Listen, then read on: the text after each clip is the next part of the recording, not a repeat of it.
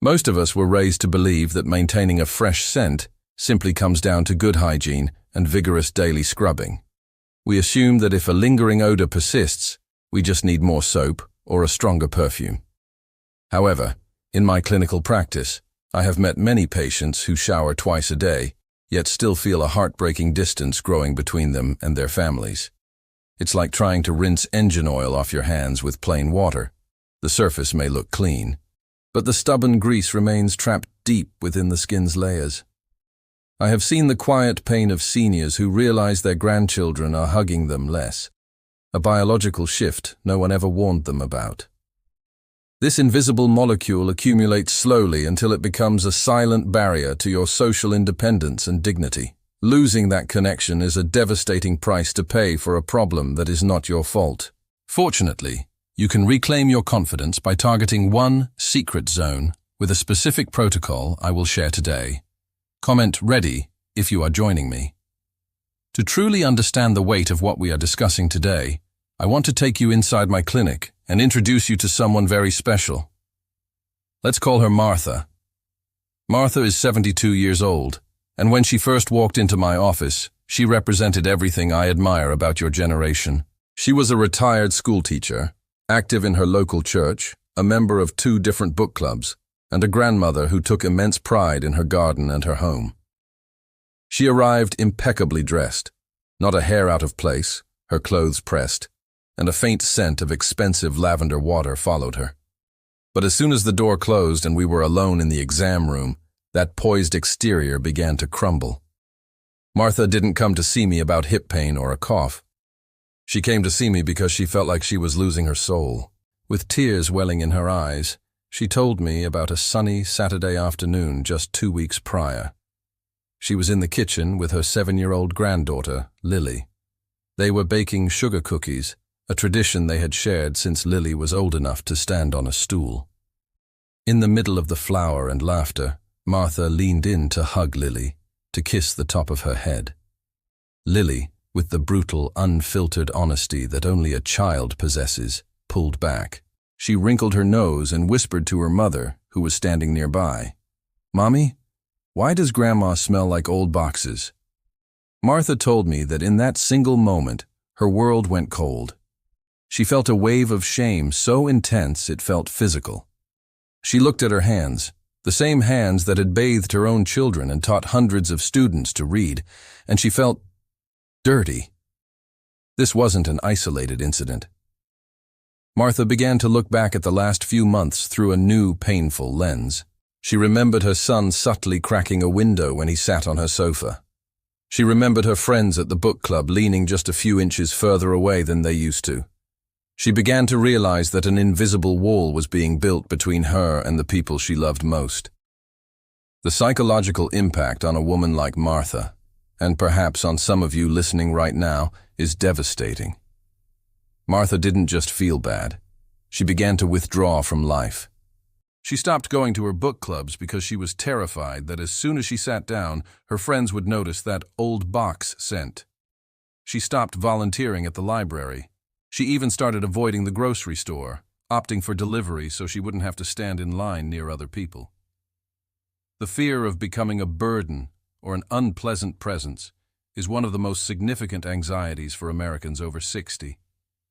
You have spent your lives being the caregivers, the providers, the pillars of strength. The idea that you might now be a source of discomfort for your family is almost unbearable. Martha felt that if she couldn't control her own body, she was losing her independence. She was afraid that her children would start thinking she couldn't take care of herself anymore, that maybe it was time to talk about a facility. When she finished her story, I did something I don't always do. I stepped around my desk, sat down next to her, and said, "Martha, look at me. This is not your fault. You are not dirty. You are not failing. And you are certainly not losing your dignity. You are simply experiencing a biological process that your soap wasn't designed to handle." The relief that washed over her was palpable. Breaking that cycle of shame is the first step toward healing. You cannot fix a problem you are too ashamed to talk about. Martha's heartbreak wasn't caused by a lack of character. It was caused by a lack of information. Today, I am going to give you that information so that no one, not a grandchild, not a friend, not a neighbor, ever makes you feel the way Martha felt that afternoon in the kitchen. We live in a culture obsessed with cleanliness. Since the 1950s, American advertising has hammered into our heads that if you have body odor, it's because you are lazy or unclean. We were raised with commercials for Ivory soap and Dial, promising that a good scrub will solve everything. This has created a profound social injustice for our senior population. When a younger person smells of sweat after a workout, we call it hard work. But when an older person has a distinctive scent, society cruelly labels it as neglect. There is a persistent, ugly stereotype that as people age, they stop caring. People assume you aren't bathing as often, or that you've let your laundry pile up, or that you've simply given up. I see the results of this myth every day in my clinic. Patients tell me they are showering twice a day. They are scrubbing their skin until it is red and raw, using harsh antibacterial soaps that strip away their natural moisture. They spend hundreds of dollars on luxury perfumes and heavy colognes, trying to mask the scent. But here is the hard truth. You cannot wash away Nonenal with standard hygiene practices. When you use traditional soap and water to fight this specific odor, you are engaged in a fruitless battle. Standard soaps are designed to break down sweat and kill the bacteria that cause young body odor, the kind that comes from the armpits or feet. But the scent we are talking about today, that stale, musty, or rancid smell, is not caused by bacteria. It is caused by a chemical byproduct of the skin's natural oils. Think of it this way. Imagine you have a grease fire in your kitchen. If you throw a bucket of water on a grease fire, what happens? It doesn't go away. In fact, it explodes and gets much worse. The water doesn't mix with the oil. It just displaces it and spreads the fire. The same thing is happening on your skin. Nonenal is a lipophilic molecule, meaning it loves fat and hates water. Most commercial shower gels and bar soaps are water-based surfactants. When you lather them onto your skin, they slide right over the Nonenal molecules. They might pick up some surface dust and sweat, but the actual grease of the Nonenal remains stubbornly stuck to your skin. Worse yet, by scrubbing harder and using hotter water, you are actually sabotaging yourself. When you strip your skin of its natural protective barrier with harsh soaps, your body receives a distress signal. Our skin is drying out. Produce more oil. Your sebaceous glands then go into overdrive, pumping out more of the very lipids that eventually oxidize into Nonenal. By trying so hard to be clean, you are inadvertently providing more fuel for the odor. We need to stop the great American scrub. We need to move away from the idea that more effort equals better results. This is about science, not sweat. It is about understanding that the weapons we have been using for 60 years are simply the wrong tools for this specific job. You aren't losing the battle because you aren't trying. You're losing because the system hasn't told you that the rules of engagement have changed. If it isn't dirt and it isn't bacteria, then what is it? For a long time, Western medicine didn't have a specific answer. We just called it the scent of aging and moved on. However, researchers in Japan, a culture that holds its elders in incredibly high regard, decided to look closer. In 1999, a team of scientists discovered a specific unsaturated aldehyde molecule that they had never seen in younger skin. Its name is Nonenal. To understand what Nonenal is, let's use a simple analogy that every American can relate to: an apple. Imagine you slice a fresh Granny Smith apple and leave it on your kitchen counter. Within an hour, the bright white flesh starts to turn brown and soft. What happened? The apple didn't get dirty. It underwent a process called oxidation. When the fats and enzymes in the apple were exposed to oxygen in the air, they began to chemically break down. Essentially, the apple started to rust. Your skin is doing the same thing. Our skin produces natural fats called lipids. These lipids, including omega-7 fatty acids, are essential. They keep our skin supple, they lock in moisture, and they protect us from the environment. When we are young, our bodies are flooded with natural antioxidants. Think of these as an invisible shield or a molecular guard. Even though our skin oils are exposed to the air, these antioxidants jump in and prevent them from oxidizing. They keep the apple white. However, as we cross the threshold of age 40 and move into our 60s and 70s, two things happen simultaneously. The shield weakens. Our body's natural production of antioxidants, like glutathione, significantly decreases. Our molecular guard goes on permanent vacation. The oil changes. Due to hormonal shifts, our skin begins to produce more omega-7 fatty acids and other lipids that are highly prone to rusting. Now, you have more rustable oil on your skin and no shield to protect it. When the air hits these oils, they oxidize, and the byproduct of that skin rust is the 2-nonenal molecule. 2-nonenal is unique for several reasons. First, it is lipophilic, fat-loving. It doesn't just sit on the surface of your skin like dust. It dissolves into the oils of your skin. It's like molecular Velcro. It sticks to your skin, it sticks to your clothes, and it sticks to your bedding. Because it isn't water-soluble, you can stand under a shower head for an hour, but the water will simply bead up and roll right over the 2-nonenal molecules without moving them. Second, it has a very low odor threshold. This is a scientific way of saying that it only takes a tiny, tiny amount of this molecule for the human nose to detect it. This is why Martha's granddaughter could smell it even though Martha had just showered. It's a very loud molecule. Third, and perhaps most distressing, is the olfactory shift. This is a biological phenomenon where our brains eventually tune out our own scent to save energy. It's called sensory adaptation.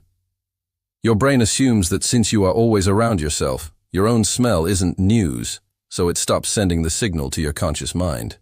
Combined with the fact that our sense of smell naturally declines as we age, we find ourselves in a blind spot.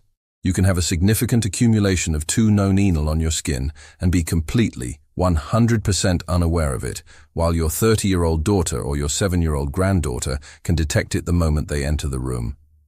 This is the silent danger. It isn't dangerous to your physical health, but it is dangerous to your social health. It is a molecule that thrives on the very areas where we have the most oil glands, areas we often ignore. Understanding that this is a chemical reaction, literally skin rust, is the most empowering thing you can do. You can't shame a chemical reaction away. You can't scrub it away with water. You have to neutralize it. You have to break the chemical bond that keeps it stuck to your skin. Martha was fighting a ghost. She was fighting a molecule she couldn't see, couldn't smell, and didn't understand. But once we identified the culprit as 2-nonenal, we could stop guessing and start acting. We could move from the great American scrub to a targeted scientific approach that actually works. You are not fighting your age. You are fighting a specific molecule, and that is a battle you can win.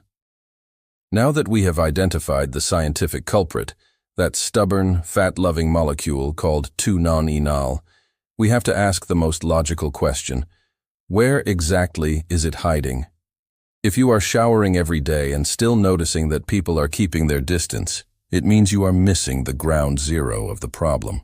In my clinical experience, when I ask my patients where they focus their cleaning, they almost always say their face, their armpits, and their feet. And while those areas are important for general hygiene, they are rarely the primary source of the 2-nonenal scent. To find the epicenter, we have to look at the geography of the human body through the lens of oil production. The secret zone, the area that 99% of people over 60 are unintentionally neglecting, is the upper back, the nape of the neck, and the space between the shoulder blades. Why this specific area? It comes down to the density of your sebaceous glands. Your back and the back of your neck are among the most concentrated oil fields on your entire body. These glands are constantly pumping out sebum to keep your skin from cracking and to maintain your pH balance. As we discussed earlier, in our 60s and 70s, this sebum is rich in omega-7 fatty acids. Because the skin on your back is thicker and often less ventilated than your arms or legs, it becomes the perfect incubator for lipid oxidation. This leads to what I call the reachability issue. Let's be very honest with each other. As we get more seasoned, our range of motion naturally changes. Perhaps your shoulders aren't as flexible as they were at 30. Maybe a bit of arthritis has made it difficult to reach behind your head. In a standard American shower, most people simply soap up their chest and shoulders and let the soapy water run down their back, assuming that the gravity wash is doing the job. I am here to tell you, gravity is not a wash. Because Nonenal is lipophilic, fat-loving, it is incredibly sticky. It doesn't just rinse off. It forms a microscopic waxy film on the skin. When you let suds just roll over your back, they are sliding over the top of this film without ever breaking it down. Over months and years, this leads to silent accumulation. This area becomes a reservoir, a literal storehouse of oxidized oils that grow more concentrated every day. This is why the scent can be so persistent. You aren't just dealing with today's oils, you are dealing with a debt of accumulated lipids that haven't been properly cleared in years. But the back isn't the only hiding spot. Several secondary zones act as satellite stations for Nonenal behind the ears. This is the forgotten fold. If you take your finger right now and rub it firmly behind your earlobe, then smell it, you might be surprised. This small crease is a trap for dead skin cells, hair product residue, and sebum. It is a high-heat, low-oxygen environment, the exact conditions Nonenal needs to thrive. The scalp. Many of my patients, especially those with thinning hair, stop washing their scalp as vigorously as they used to. However, the scalp has more oil glands per square inch than almost anywhere else. If those oils oxidize, the scent can become trapped in the hair or on the skin of the scalp itself. The chest and skin folds. For many Americans, weight changes over the years create new skin folds, under the breasts, in the abdominal area, or in the creases of the arms. These areas lack ventilation. Moisture and oil get trapped here, and without targeted cleaning, they become secondary epicenters for the scent. Finally, we must talk about the environmental link. Because Nonenal is so oily and persistent, it doesn't stay on your body, it migrates. Think about your favorite recliner or the pillow you sleep on for 8 hours every night. Your neck and back are in direct pressurized contact with these surfaces. The Nonenal transfers from your skin to the fabric. This is why Martha felt like the smell followed her even after a bath. It wasn't just on her. It was in her environment. It was on her headboard, her favorite shawl, and her car seat. If you don't clear the reservoir on your skin, you are constantly reinfecting your surroundings with the scent. Understanding that the back of the neck and the upper back are ground zero is the key to breaking this cycle. We aren't just cleaning skin, we are clearing out a biological storehouse. Now we move from the why to the how. I don't want you to just scrub harder. I want you to scrub smarter. This is a medical-grade hygiene protocol designed specifically for the unique chemistry of Nonenal. If you follow these 5 steps, you will see, and those around you will notice, a profound difference within the first 2 weeks. Step 1. The arsenal, tools for success.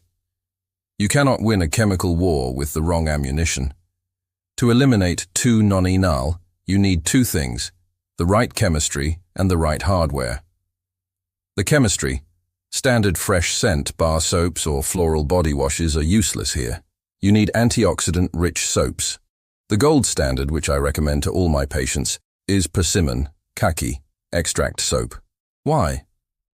Persimmon is naturally high in tannins. These tannins are chemical scavengers that specifically bind to 2 Nonenal molecules, break their waxy bond with your skin, and neutralize the odor. If you can't find persimmon, look for soaps with green tea extract or citrus, vitamin C oils. These provide the antioxidant power needed to stop the rusting process of your skin oils. The hardware. You must bridge the reachability gap. I want every one of you to go out and buy a long-handled natural bristle bath brush. Avoid the plastic loofahs on a stick. They don't provide the necessary friction. A natural bristle brush allows you to reach that secret zone between your shoulder blades with ease and provides a gentle exfoliation that lifts the waxy sebum film. Step 2. Temperature control. This is where many people go wrong. We love our hot showers. It feels good on aching joints. But water that is too hot is a disaster for Nonenal. Boiling water strips away too much moisture, causing your skin to panic and produce more oil in response. It also inflames the skin, making the oxidation process faster. The rule is, lukewarm is king. You want the water to be comfortably warm, about the temperature of a heated pool. This softens the oils without triggering a rebound oil production from your sebaceous glands.